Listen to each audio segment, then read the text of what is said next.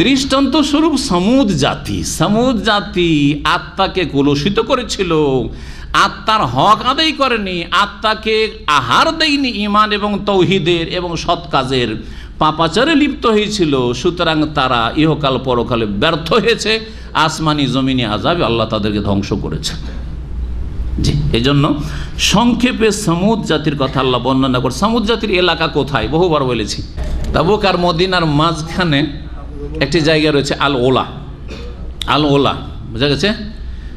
আর ওর আরেকটা নাম হচ্ছে মাদাইনে সলেহ, আজকাল বলে সলেহ আলাইহিস সালামের শহর, মাদাইনে সলেহ বলা হচ্ছে। অনেক ভিজিটররা, পর্যটকরা আসে দূর দূরান্ত থেকে, কিন্তু কাছে থেকেও আমরা যাই না। আমাদের অনেক দিনই ভাইরা অনেকবারই বলেছি, কিন্তু সময় সুযোগ হয়নি। দেখা যাক এবার যাওয়া যায় কি না। তবে ওই জায়গা দিয়ে নবী করিম তাবুক যুদ্ধে যাওয়ার সময় ভ্রমণ করেছিলেন, জেহাদের সফরে যখন তাবুকে গিয়েছিলেন।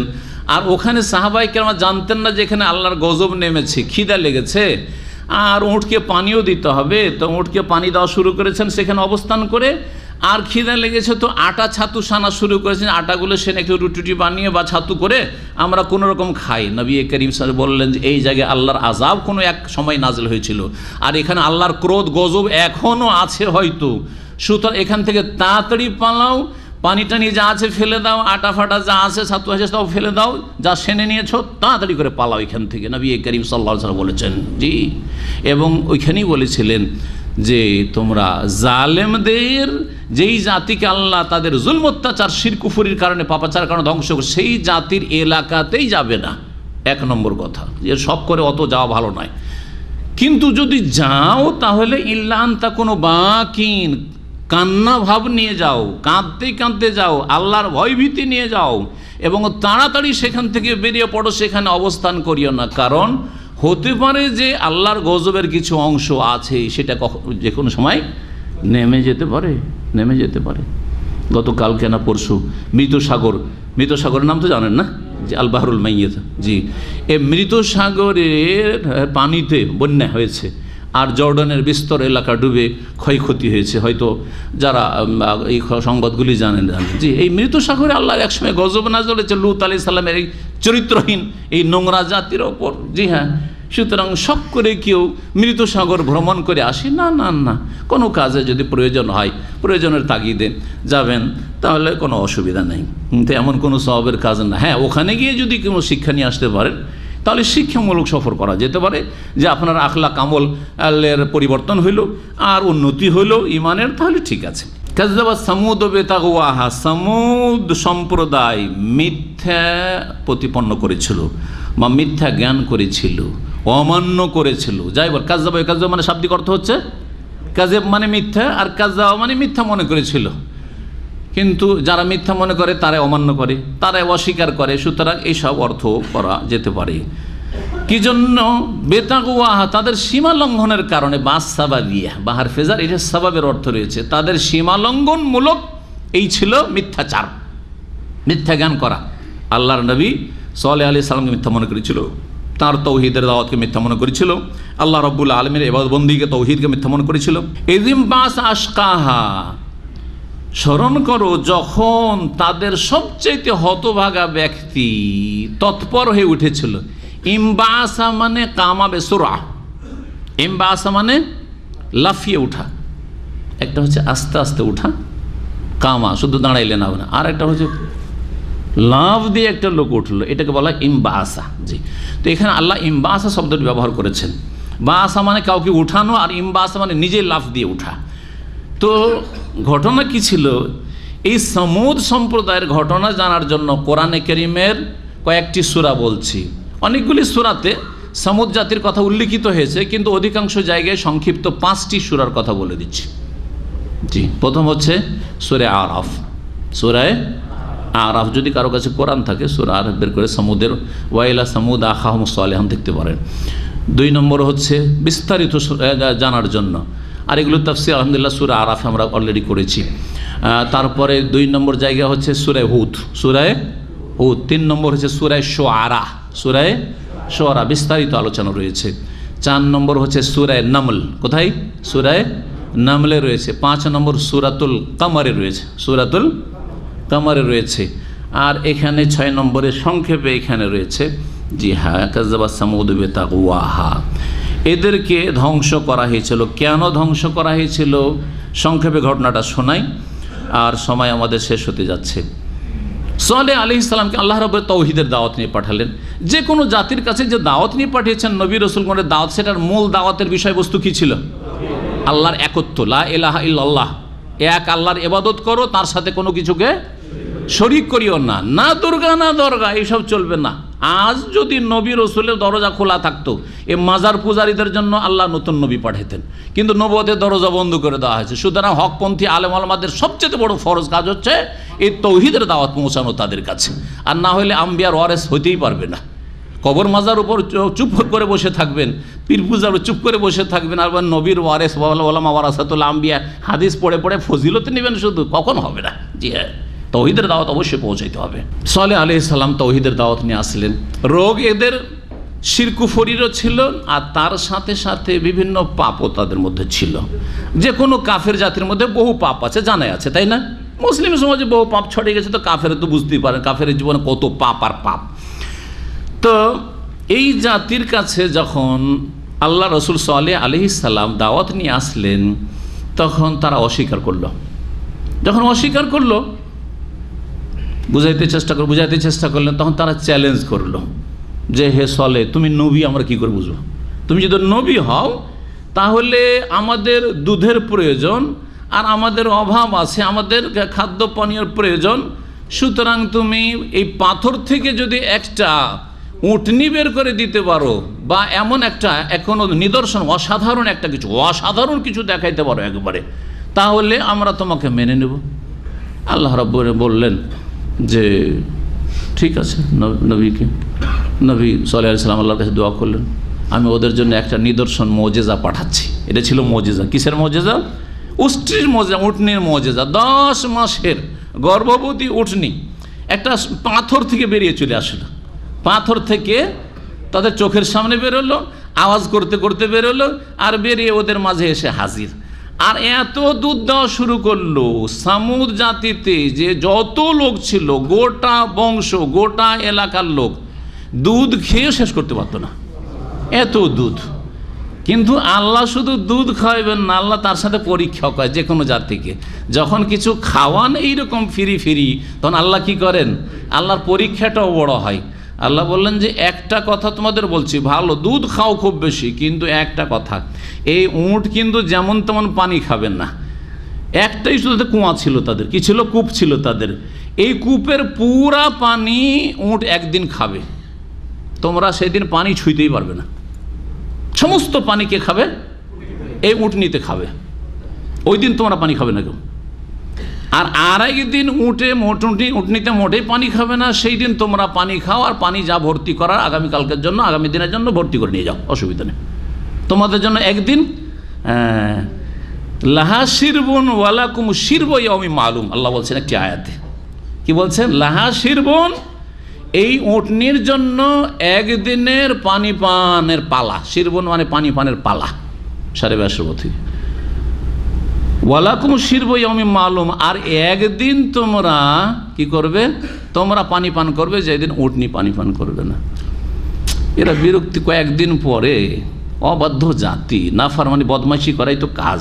হ্যাঁ, এরা আর বরদাস্ত করতে পারল না। একদিন পানি পাবো না, ওই কালকের বাসি পানি খেতে হবে, না চলবে না, এটা চলবে না। তখন একদিন মিটিংয়ে বসলো। আল্লাহ রাব্বুল আলামিন একটা আয়াতে বলছেন যে ওরা গোপনে একটা মিটিং করলাম, আর একজন আর একজনের হাতে হাত রেখে শপথ করে তাকাসামু বিল্লাহ, আল্লাহর কসম করছে, আবার শিরিক করছে। আল্লাহ ওদের বড় এলাহ ছিল, যেমন দেবদেবী যারা করে তারা উপরওয়ালা বলে না, যেমন কবর মাজার পূজা করছে আর আল্লাহ বলছে, আল্লাহ বলছে, গাউসও বলছে, ঠিক ওই রকমই ওদের অবস্থা ছিল। আল্লাহকে অস্বীকার করা নাস্তিক ছিল না তারা, কিন্তু তারা মুশরিক, বহুত্ববাদী ছিল। তাকাসামু বিল্লাহ, আল্লাহর কসম, লানুবাইয়িতান্নাহু আহলাহু, আজকে রাতের অন্ধকারে সালেহকে খুন করব, আর তার পরিবার পরিজন ছেলে মেয়ে সবকে খুন করব, আর তার উটনিটাকে মারতে হবে, বাসা মেরে দিতে হবে। কে এই কাজ করতে পারবে? এই উটটাকে কে জবাই করতে পারবে? তখন ওদের মধ্যে এক সবচেয়ে হতভাগা ব্যক্তি, আল্লাহ বলছেন আশকা, ইসিম তাজদিল শেখা, সর্বাধিক হতভাগ্য ব্যক্তি, বদমাইশ। এই ছিল কোদার বিন সালেফ। কেউ কেউ কোদ্দার বলেছেন, কিন্তু আমরা যেটা জানি সেটা হচ্ছে কোদার বিন সালেফ। কোদার বিন সালেফ নামটি তাফসিরে এসছে। সে বড়ই বীর বাহাদুর ছিল ওই সমাজে, আর অত্যন্ত শক্তিশালী ছিল। সে বলল, তোমাদের হেল্পের দরকার নেই, আমাকে ছেড়ে দাও, আমি দেখছি। এজাম্বা আসা লাফ দিয়ে উঠলো। ওই মিটিং করতে করতে এই যে আল্লাহ বলছেন, লাফ দিয়ে উঠলো, একবারে তৎপরে উঠলো, আমি এক্ষণি গিয়ে উটটাকে মেরে আসছি, এক্ষণি হত্যা করে আসছি। আল্লাহ রাব্বুল আলামিন বলছেন যে গেল অস্ত্র নিয়ে, আর যাওয়ার পরে প্রথম পা কেটে দিল। যখন পা কেটে দিল তখন উষ্ট্রিটা পড়ে গেল। যখন পড়ে গেল তখন তাকে জবাই করে দিল। বলছে, বাস তোমাদের কাজ করে দিয়েছে, আর তোমাদের পানিতে কোনো রকমের বাধা সৃষ্টি করবে না, ইচ্ছা মতো এখন তোমরা পানি খাও। এটা করলো। সোহেল আলাইহিস সালাম খুব আক্ষেপ করতে লাগলেন, আর জাতিকে বলতে লাগলেন যে হায় অবাধ্য জাতি, এত অন্যায় কাজ করলে তোমরা। তখন আর কি ক্ষান্ত হয়, বলছে, সোহেল তুমি তো বলছো যে আমরা নাকি অবাধ্য হলে আর আমরা তোমার কথা না মানলে আল্লাহর নাকি আযাব আসবে। এতে না বি আযাবিল্লাহ ইন কুনতুম মিনাস সাদিকিন।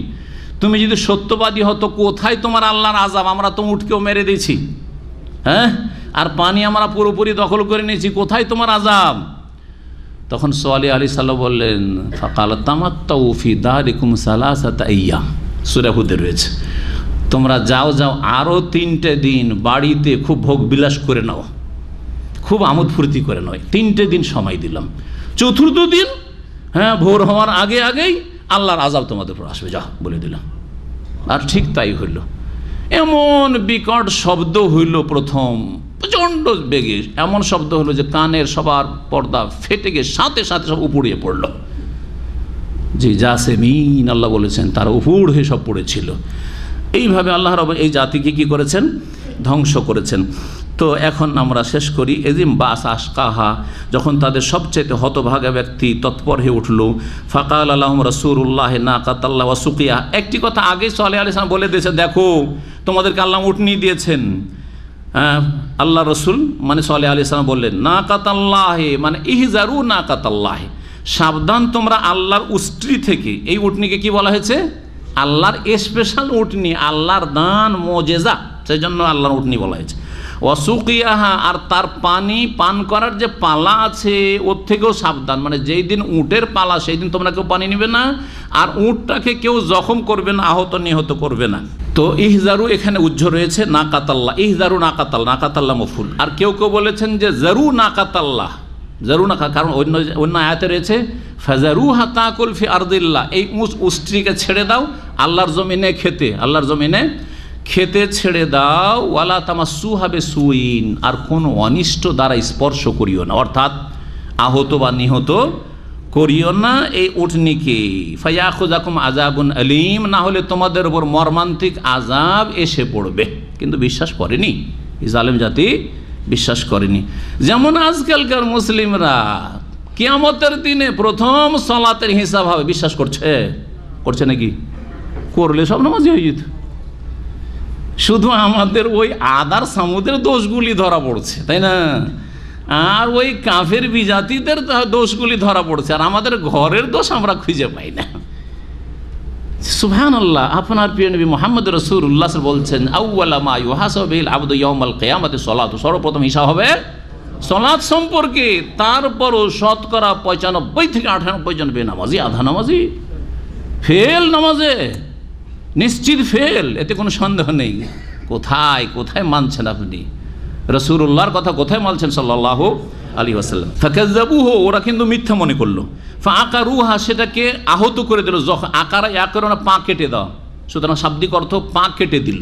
প্রথম পা কাটলো আর তারপরে সেটাকে জবাই করে দিল। সুতরাং এখানে শুধু কেটে দেওয়া নয়, বরং পা কাটার পরে তাকে হত্যা করে দেওয়া, এটা অর্থ শামিল রয়েছে। ফাদামদামা আলাইহিম রব্বুহুম বিযামবিহিম, অতঃপর তাদের পাপের কারণে তাদের প্রতিপালক তাদেরকে সমূলে ধ্বংস করে দিলেন। দামদামা মানে হচ্ছে সমূলে ধ্বংস করে দেওয়া, শেকড় থেকে ধ্বংস করে দেওয়া। একটা হচ্ছে ওপর থেকে ধ্বংস করা, কিছু ধ্বংস হলো কিছু বাঁচলো, আর একটা হচ্ছে সমূলে ধ্বংস করে। ইমাম ইবনে কাসির রাহমাতুল্লাহ আলাইহি বলছে সমূলে ধ্বংস করা মানে তাদের নর নারী, বৃদ্ধ শিশু কেউ বাঁচেনি। কারণ আল্লাহর যখন আযাব আসে তখন বেছে বেছে আবার আযাব আসে না। যখন খাবাসাত নোংরামি পাপাচার বেড়ে যায় তখন সবাইকে আল্লাহর আযাব কি করে, ঘিরে নেই। এই কথা নবী করিম সাল্লাল্লাহু আলাইহি ওয়াসাল্লাম সহিহ বুখারী হাদিসে রয়েছে। আনহুলা কফিনাস সলিহুন, উম্মে সালামা রাদিয়াল্লাহু তাআলা বলছেন, ইয়া রাসূলুল্লাহ, আমাদের মাঝে নেক লোকেরা বেঁচে থাকা সত্ত্বেও কি আল্লাহর আযাবে আমাদেরকে ধ্বংস করা হইতে পারে? তখন বলেছেন, নাম, হ্যাঁ, ইজা কাসুরাল খাবাসু, যখন পাপাচার বিস্তার লাভ করবে, ব্যাপক আকার ধারণ করবে। তো এইভাবে আল্লাহ সবকে ধ্বংস করেছিলেন বলে আল্লাহ বলেছেন ফাদামদাম আলাইহিম, সমূলে বিনাশ, কেউ বাঁচেনি যে ওই জায়গাগুলি আবাদ করবে, ওই বাড়ি ঘরে বসবাস করবে বা ওখানে কেউ থাকবে, একজন হচ্ছে নিশ্চিহ্ন করে দিয়েছিলেন। ফাসাওয়াহা, অতঃপর সেগুলিকে কি করে দিয়েছিলেন, মাটিতে মিশিয়ে দিয়েছিলেন। সওয়াই মানে সমতল করে দেওয়া, জি, সবকে একেবারে মাটিতে মিশিয়ে দিয়েছিলেন, সবকে ধ্বংস করে নিশ্চিহ্ন করে দিয়েছিলেন। যখন কোনো জায়গায় কোনো জাতির আরেক জাতির সাথে লড়াই যুদ্ধ হয় আর এক জাতি বিজয় লাভ করে আরেক জাতি পরাজিত হয়, তারপরেও যুগ যুগ ধরে একটা রিয়াকশনের আর প্রতিক্রিয়ার ভয় থাকে, থাকে না? থাকে না? থাকে না? আজকে থেকে 50 বছর আগে যদি কোনো লড়াই হয়ে থাকে কোনো দেশের সাথে, রে ওরাকে একবার মেরেছিলাম, কখনো ওরাও চান্স নিতে পারে আমাদেরকে মারার, থাকে না? অবশ্য থাকে। তো এই যে কুপরিণতির একটা আশঙ্কা পৃথিবীর যে কোনো শক্তির আছে, যে কোনো ব্যক্তিরও আছে। আপনি কাউকে মারেন, মেরে কিন্তু আপনি শান্তিতে ঘুমাইতে পারবেন না, মারার পরে আপনাকে টেনশন ধরে নেবে যে আমি ওর অনিষ্ট থেকে বাঁচতে পারবো কিনা, আবার ওর বংশধর সব এক না হয়ে যায়, গোটা গ্রামবাসী এক হয়ে আমার বিরুদ্ধে কোনো অ্যাকশন না নিয়ে নেয়, ঠিক না? কিন্তু আল্লাহর বিরুদ্ধে আল্লাহ যখন কোনো জাতিকে ধ্বংস করে দেন, কোনো শক্তি আছে যেই জাতি কোনো প্রতিক্রিয়া দেখাতে পারবে, প্রতিশোধ নিতে পারবে, বদলা নিতে পারবে? কোনো জাতি নেই। আল্লাহ কথা বলছেন শেষ আয়াতে, ওয়াল্লাহু, এবং আল্লাহ রাব্বুল আলামিন এর কোনো কুপরিণতির আশঙ্কা করেন না, কোনো ভয় করে না কোনো জাতিকে ধ্বংস করে দেওয়ার পরে যে ওরা আবার দাঁড়াইতে পারবে বা ওদের পক্ষ থেকে কেউ ডিফেন্সের ব্যবস্থা করতে পারবে অথবা প্রতিশোধ নিতে পারবে, বদলা নিতে পারবে। ওয়ালা ইয়াখাফু উকবাহা। এখানেই আমাদের তাফসীর শেষ হলো। এখানে যেহেতু কাদ আফলাহা মান যাক্কাহা এই আয়াতটি এসছে, সুতরাং একটি দোয়া আপনাদেরকে শিখিয়ে দিয়েছি যা নবী করিম সাল্লাল্লাহু আলাইহি সাল্লামের রয়েছে, বিভিন্ন হাদিসের কিতাব মুসনাদ আহমদেও রয়েছে আর তাবরানীতেও রয়েছে, বিভিন্ন হাদিসের কিতাব। সেই দোয়াটি, আল্লাহুম্মা আতি নাফসি তাকওয়াহা ওয়া যাক্কিহা আনতা খায়রু মান যাক্কাহা আনতা ওয়ালিয়ুহা ওয়া মাওলাহা। জি হ্যাঁ, এই দোয়া কার মুখস্থ আছে? তারাবি যে বেতর পড়ে, বেতরে অনেক আইমারা পড়ে আল্লাহুম্মা আতি নাফসিকে, এরা বহু বচন করে দেয় কারণ মুক্তাদির আছে সেই জন্য। আল্লাহুম্মা আতি নুফুসানা তাকওয়াহা ওয়া যাক্কিহা আনতা খায়রু মান যাক্কাহা আনতা ওয়ালিয়ুহা ওয়া মাওলাহা। আল্লাহুম্মা আতি নাফসি তাকওয়া, আল্লাহ আমার আত্মাকে কি দান করো? তাকওয়া দান করো। যে ফাআলহামাহা ফুজুরাহা ওয়া তাকওয়াহা, তাকওয়া দান করো। আয়াতের উপর আমল করলে আল্লাহ আমাকে কি করো? তোমার ভয় ভীতি দান করো, তাকওয়া দান করো। ওয়া যাক্কিহা, এবং সেটাকে পাক পবিত্র করো, পরিশুদ্ধি দান করো, তাজকিয়া দান করো। আর ওয়া আনতা খায়রু মান যাক্কাহা, তুমি সবচাইতে উত্তম যিনি পাক পবিত্র করতে পারেন। জি হ্যাঁ, আনতা ওয়ালিয়ুহা, তুমি অভিভাবক, ওয়া মাওলাহা, তুমি মালিক। জি, এই দোয়াটি পড়ার চেষ্টা করবেন। এমনকি সহিহ মুসলিমও রয়েছে, সহিহ মুসলিমও এই হাদিসটি রয়েছে বা দোয়াটি রয়েছে, সুতরাং গুরুত্ব দিয়ে মুখস্থ করার চেষ্টা করবেন। ওয়া সাল্লাল্লাহু ওয়া সাল্লাম আলা নবিয়িনা মুহাম্মদ ওয়া আলা আলিহি ওয়া সাহবিহি আজমাইন।